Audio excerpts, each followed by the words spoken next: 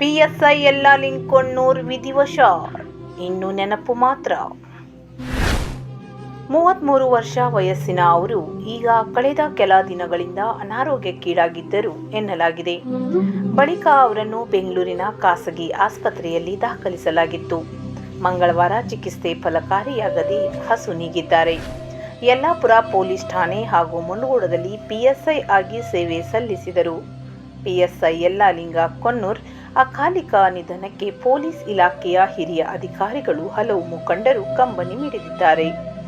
ಹಳಿಯಾಳ, ಯಲ್ಲಾಪುರ, ದಾಂಡೇಲಿ ಮತ್ತು ಪ್ರಸ್ತುತ ಮುಂಡಗೋಡ್ ಪೊಲೀಸ್ ಠಾಣೆಯಲ್ಲಿ ಪಿಎಸ್ಐ ಆಗಿ ಕರ್ತವ್ಯ ನಿರ್ವಹಿಸುತ್ತಿದ್ದ ಅವರು ಜನಪರ ಕಾಳಜಿಯುಳ್ಳ ವ್ಯಕ್ತಿಯಾಗಿದ್ದರು.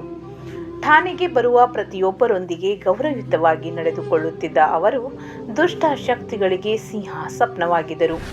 ಅತ್ಯಂತ ಪ್ರಾಮಾಣಿಕ ಮತ್ತು ದಕ್ಷ ಅಧಿಕಾರಿಯಾಗಿದ್ದ ಅವರು ಪತ್ನಿ, ಮಗ ಮತ್ತು ತಂದೆ ತಾಯಿ ಮತ್ತು ಅಪಾರ ಬಂಧು ಬಳಗವನ್ನು ಅಗಲಿದ್ದಾರೆ.